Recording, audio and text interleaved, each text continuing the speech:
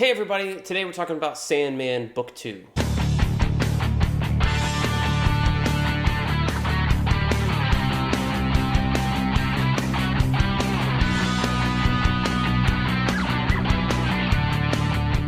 Hey everybody, welcome back to BK's Bullets. As always, I'm your host, Brent and today we're going to talk about The Sandman Book 2. Now, it's 2025 when I record this, so just letting you know.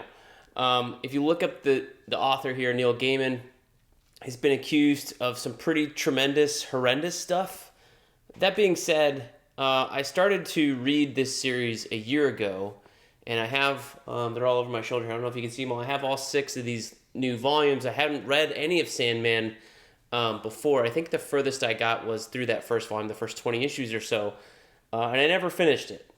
So after getting excited for the Netflix series years ago and finally starting to read them maybe a year and a half ago, that kind of thing, I decided I was going to finish it, damn it.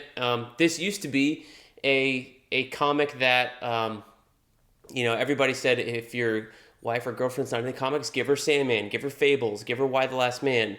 And now maybe Sandman's out of that conversation because the guy is toxic and trash and a terrible human being. We're talking about really terrible stuff. Go read I think I read it on Vulture. Really terrible stuff.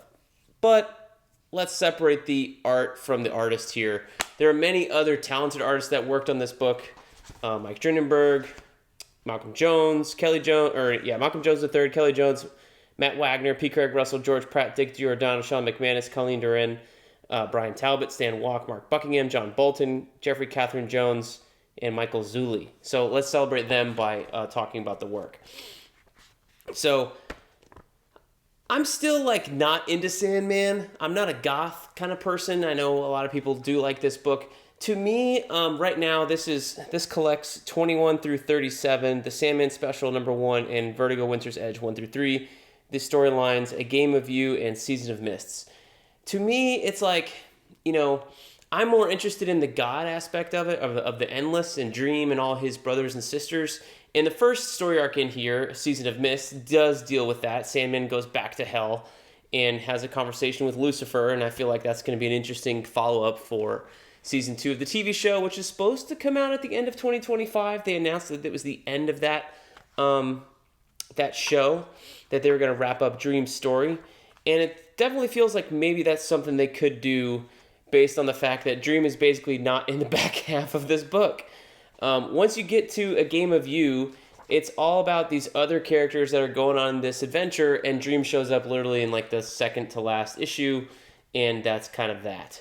I definitely see how this was a goth kid fantasy of the Gen X generation, right? You had all these outsiders that are characters in here, typically all the characters are poor or they're streetwalkers, or there's a character in here that's trans, and I definitely see that in the 90s, this was a big effing deal to highlight all of these characters and types of people that were not being highlighted in media then. It's 2025 and there's a little bit more highlighting of those types of people now. But I could take a little bit more highlighting of the actual characters of the book, of the Endless, rather than drift off to these side stories what seems like all the freaking time. Now, that's not necessarily the case. Season of Mist is pretty heavy in terms of dealing with Dream and Desire and Delirium. You meet all these people for the first time, and you're in hell with Lucifer, and Lucifer's giving up the key to hell to Dream here. That's a pretty interesting sequence, and then Dream kind of auctions it off to all of these different monsters and demons and other gods of different pantheons and stuff like that before deciding to do with it what he does. And that's cool. I like that story. Then we get some stuff with Julius Caesar, this is Augustus of Rome.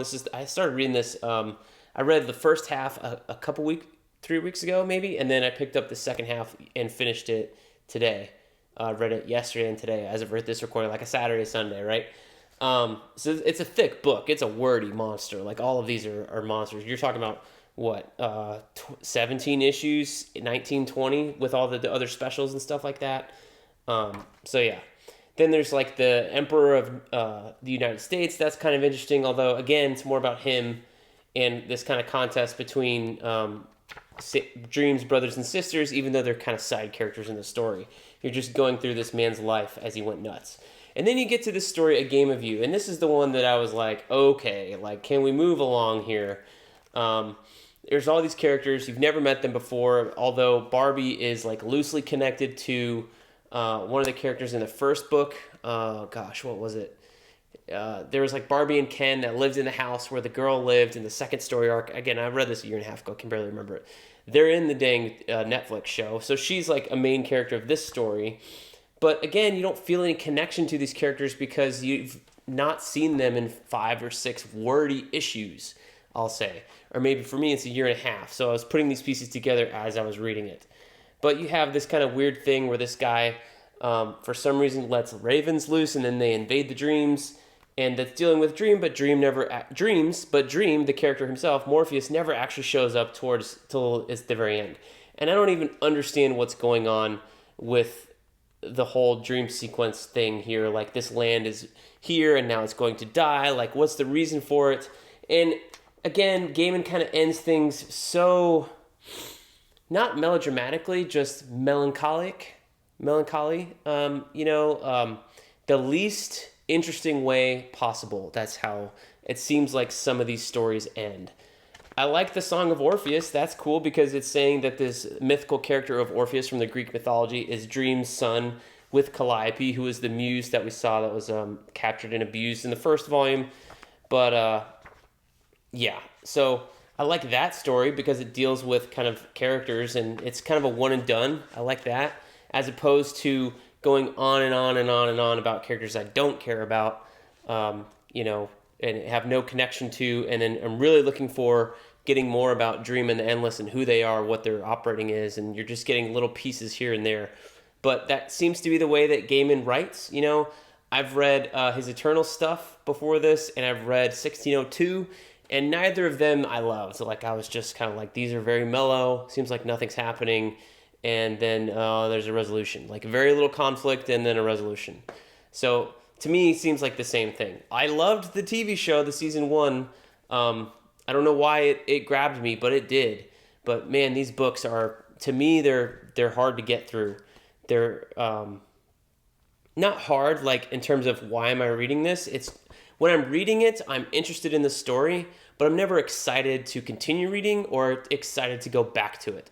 I'm going to compare it to Invincible. When I was reading Invincible when I was sick with COVID a couple years ago, I could not wait to get back to it, and I didn't have anything else to do, but I couldn't stop reading it. I was like, oh man, I have to stop reading to work. I have to stop reading to eat. I have to stop reading to go to sleep. I literally read those all the way through in a span of 5 days in what was an invincible fever dream for me. Those books grabbed me and they made me not want to put them down. Sandman, I can put down in a matter of 20 pages, 10 pages, 2 pages, because there's no acceleration of the story here for me. So I guess we're going to continue them. Let me know why Sandman is so beloved down below in the comments, or at least it was before all this nonsense. Anyways, thanks guys for watching. We'll see you guys next time in the Funny Pages.